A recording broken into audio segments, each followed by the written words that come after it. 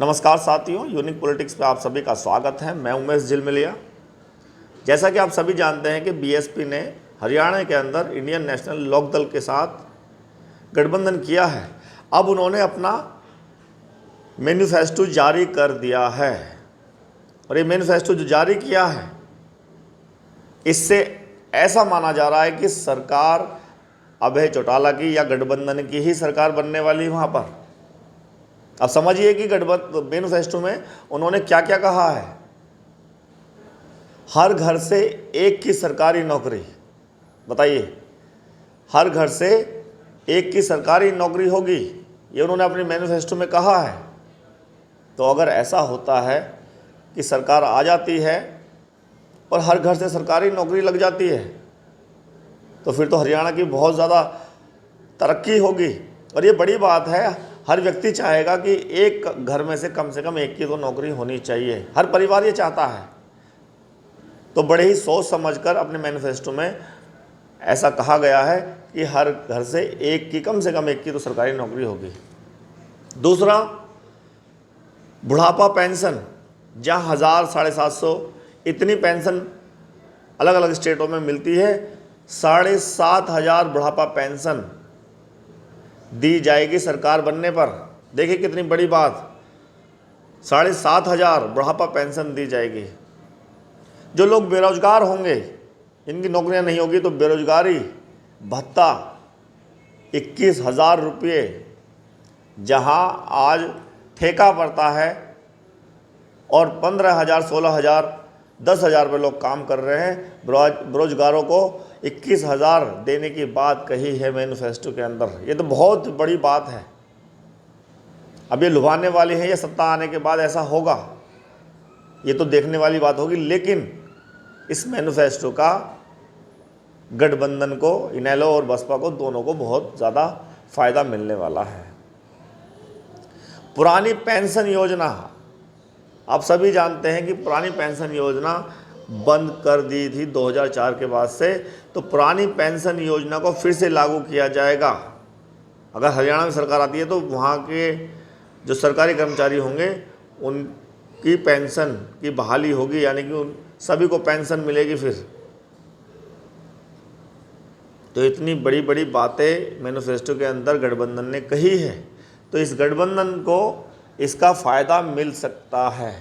और जो सबसे बड़ी बात मुझे नज़र आ रही है वो ये कि जब ये कहा गया कि मैनिफेस्टो के अंदर कि हर घर से कम एक व्यक्ति को सरकारी नौकरी मिलेगी, ये बहुत ही ज़्यादा बड़ी बात है।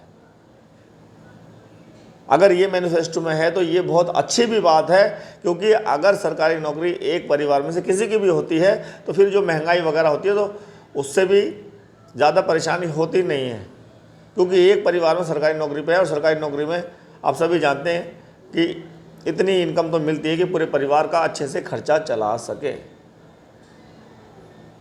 तो ये बहुत ही बढ़िया पॉइंट मैनिफेस्टो में गठबंधन ने, इनेलो और बसपा ने रखा है। इसका फ़ायदा ज़रूर मिलेगा। और बेरोजगारी भत्ता 21,000, मैंने बताया कि 21,000 उन्होंने रखा है। बुढ़ापे में बुढ़ापा पेंशन 7,500, इसका भी फ़ायदा बीएसपी को और इनेलो को मिलेगा। दूसरी बात, पेंशन पे कई राज्यों के कर्मचारी सड़कों पर रहते हैं हमेशा, क्योंकि 2004 के बाद जब ये बंद कर दी गई पेंशन, और बीजेपी ने ही बंद करी थी, आज भी लोग इस चीज़ को लेकर नाराज़ हैं। क्योंकि हर एक व्यक्ति चाहता है कि बुढ़ापे में कोई उनका सहारा नहीं बनता। जब वो रिटायर होकर जाते हैं, उनको इकट्ठा कोई भी कुछ भी अमाउंट मिलता है, जो पैसा मिलता है, परिवार के लोग या तो उस पैसे को कहीं ना कहीं खर्च करवा लेते हैं, मकान बनाने में या शादी कराने में, कुछ ना कुछ करवा ही लेते हैं। लेकिन उसके बाद से जो बुढ़ापा है वो कैसे कटता है, कोई उनको अच्छे से उनकी सेवा करने वाला नहीं होता। और जब पेंशन उनकी आती है, जिनकी पेंशन आ रही है, जिन लोगों की बुढ़ापे में पेंशन आ रही है, तो उनकी सेवा भी उनके परिवार वाले इसलिए करते हैं कि इनकी पेंशन है, उनका ध्यान रखते हैं, जल्दी से वो मर ना जाएं, पेंशन ना ख़त्म हो जाए, बड़ा ध्यान रखा जाता है। तो इतना फ़ायदा इस पेंशन का होता है कि पूरा बुढ़ापा आराम से गुजर जाता है। और जब पेंशन बंद हो जाए या जिनकी पेंशन नहीं है उनका क्या हाल होता है, उनके साथ किस तरह का व्यवहार परिवार वाले भी करते हैं। सभी नहीं ऐसे, लेकिन जो करते हैं आप सभी जानते हैं। इसलिए पेंशन का होना बहुत ही ज़रूरी है। तो ये पेंशन बहाली वाली जो चीज़ कही है, ये भी एक बड़ा पॉइंट है, इसका फ़ायदा इनेलो और बसपा को ज़रूर मिलेगा। तो जिस तरह से चुनाव बसपा इनेलो वहाँ लड़ने वाले हैं, इससे ऐसा लगता है कि अभय चौटाला जी सरकार वहाँ बना सकते हैं, क्योंकि जिस तरह का मैनिफेस्टो में पॉइंट उन्होंने दिए हैं, ये पॉइंट शायद ही किसी और पार्टियों के हों। हो सकता है इस मैनिफेस्टो को देखने के बाद और भी पार्टियां इस तरह का या इससे बड़ा दावा कर दें, लेकिन पूरा करने की भी बात होगी, क्योंकि बीएसपी गठबंधन में है और बीएसपी हमेशा कथनी करने में ज़्यादा ध्यान देती है। जो उन्होंने बात कही है, अगर बसपा भी उसमें शामिल है और ये बात कही जा रही है मैनिफेस्टो के अंदर, इसका मतलब ऐसा होगा सरकार आने के बाद जनता को वहाँ की फ़ायदा ज़रूर मिलेगा अगर सरकार वहाँ पर बनती है। क्योंकि बीएसपी अगर जो उन्होंने कह दिया है वो ज़रूर करते हैं।